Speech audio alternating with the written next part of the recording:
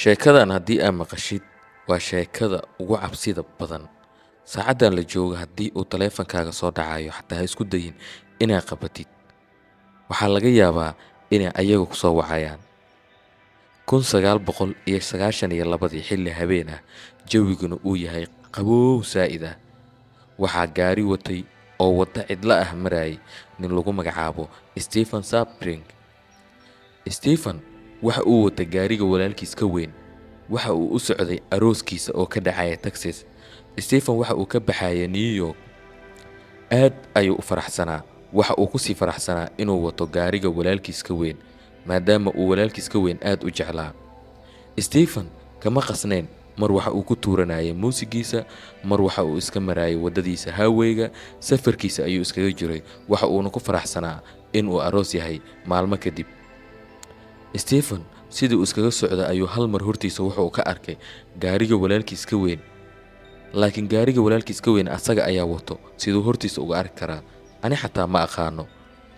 Stephen waa uu yaabay, kadibna gaarigii ayuu ka daba shalareeyay. Wuu ku dhawaaday meel goolata ah ayay isla galeen. Laakiin markii uu goolatada galay Stephen gaarigii waa uu waayay. Sidiisaba waa uu mirqay gaarigii oo dhan. Stephen oo yaaban ayaa safarkiisa iska sii watay. Waxaasna waxa uga muhiimsanaa maadaama uu aroos ahaa, farxad saa'ida ayaa haysay. Stephen cabbaar markii uu sii socday ayuu hortiisa waxa uu ka arkay wejiga walaalkiis oo muraayadda saaran. Weliba wejiga oo saa'id loo soo zoom gareeyay oo zoom ah. Laamiga xataa muusan arki karin Stephen. Waa uu yaabay. Stephen cabbaar markii uu gaarigii wada kadibna wejiga walaalkiis waa uu waayay. Wuu iska socday, safarkiisa ayuu iska galay. Texas markii uu tagay, qofkii ugu horreeyay ee uu raadiyay wuxuu ahaa walaalkiis. Kadib walaalkiis markii uu u tagay Stephen waxa uu weydiiyey inuu waxa uu ku sameeyay uu ahaa barankii ama inay ahayd wax sixir ah ama indhasarcaad oo kale ah. Walaalkiis Gary waxa uu yiri, Stephen sidee u hadlaysaa? Aniga Texas ayaa jooga, adigana New York ayaa ka soo socotay. Intee isku arki karnaa? Sidee barankii kugu sameey karaa? Stephen waa uu aamin waayay walaalkiis. Waxa uu ku yiri, gaarigan aniga wato, adigana gaarigan oo kale ayaa wadatay, horteyda ayaa ku socotay. Walaalkiis waxa uu yiri, maya, wax qaldan ayaa ku fikiraysaa Stephen, macquul ma aha.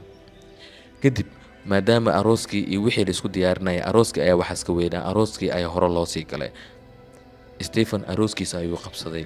Gaarina maalmo kadib waxa uu safar u ahaa New York oo ay familku deganaayeen. Gaari waxa uu dalbaday tikidhkiisa, fiisihiisa, waxyaabihiisa ayuu iska dalbaday. Markii uu soo baxay, maalintii uu bixitaanka ku qornaa waa uu baxay, eelaboorka ayuu tagay. Gaari oo eelaboorka jooga ayaa hal mar waxa u yimid nin jaakad weyn wata oo oday ah. Waxa uu ku yiri, "Hi Gary." Gary wuxuu yiri, "Waa kaa qaaday." Asagoo si caadi ah oo reer magaalnimo u salaamay ayuu wuxuu ku yiri, "Waa kaa qaaday salaanta." Kadib waxa uu weydiiyey magaca. Gary waxa uu yiri, "Hadda ayaa Gary idhahaysabe, sidee magacayga aniga ii weydii kartaa?" "Maya, waxaan ku weydiiyey magacaaga, waxaan ka rabaa inaan afkaaga ka maqla," ayaa la yiri. Gary ayaa wuxuu ku yiri, "Waxaa la yidhahaa Gary." Kadib ayuu ninka wuxuu ku yiri, "Maya, waxaan rabaa magacaaga oo buuxa." Markaas Gary waa uu shakiyay wixii ka dambeeyay.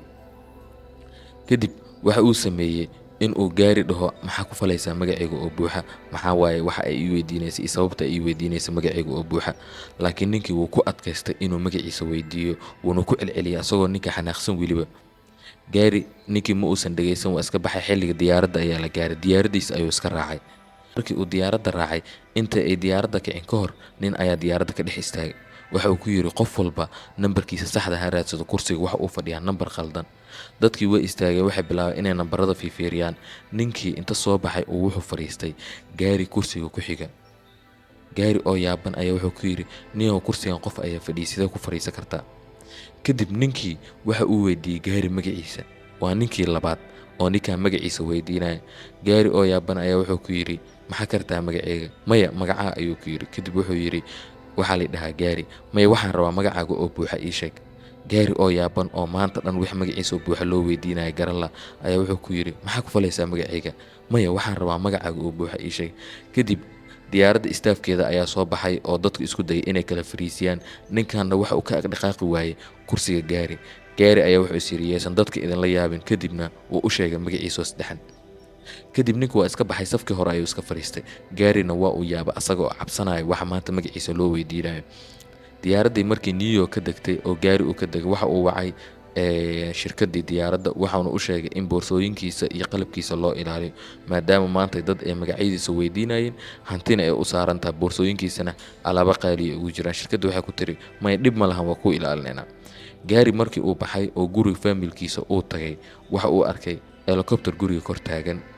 waa uu yaabay gaari aabihiis ayuu weydiiyey adeerkiis ayuu weydiiyey waxaa la yidhi ma naqaan anaga helicopterkan weligeen nooma imaan jirin. kadib gaarigu waa iska fadhiistay guriga ayuu iska galay. wax yar kadib 40 daqiiqo kadib markii uu gaari guriga fadhiyey waxaa soo wacay saaxiibkiis Michael. waxa uu ku yidhi saaxiib gaari New York ayaa joogtaa miya? gaari oo yaabanaya wuxuu ku yidhi sidee ku ogaata Michael, aniga cidna umaanan sheegin inaan New York joogo. kadib waxa uu ku yidhi waxa soo wacay qof codkaaga oo kale leh waxaana la ii sheegay in saaxiibkay gaari uu yimid. sax ma ahanoo saaxiib soo New York ma joogtid? gaari wuxuu ku yidhi haa sax waa New York ayaa joogaa waa kuu imaanaya. kadib wax yar ayuu nastay wuu baxay saaxiibkiisa xaafadiisa ayuu tagay. Michael markii uu tagay oo cabaar uu la joogay Michael ayaa waxa soo dhacay taleefankiisa qolka ayuu galay. kadib waxa uu markuu qolka galay uu ka soo laabtay waxa uu ku yidhi gaari saaxiib halkan ayaa fadhisa sida ii soo wacda aniga. gaari oo yaaban oo arinta la yaaban oo dhahay aniga kuma soo wicin saaxiib sidee ku soo qof codkaaga camala ayaa ila hadlaaya ayuu ku yidhi. gaari oo arintaas la yaaban ayaa iska soo baxay kadibna xaafadii ayuu ku soo laabtay. xaafadii markuu ku soo laabtay habeenkii 1 saac markii la gaaray waxaa soo wacay number. gaari waa uu ka qabtay taleefanka. markuu uu qabtay wax uu maqlay cod uusan weligiis maqlin, cod si u eg sida codadka kombiyuutarada oo kale.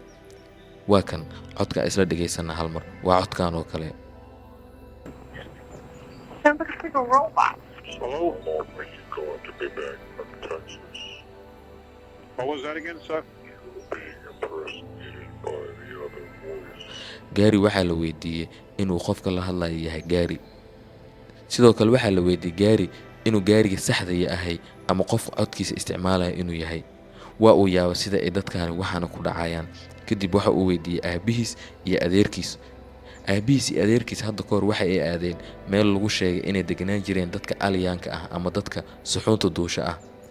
gaari aabihiis iyo adeerkiis mar walba waxa ay ka dawareegi jireen waxyaabahan oo kale, waxyaabaha loo sheegay inay suxuunta yihiin maxaa la yiraahdaa alyaanka oo kale ayay ka dawareegi jireen.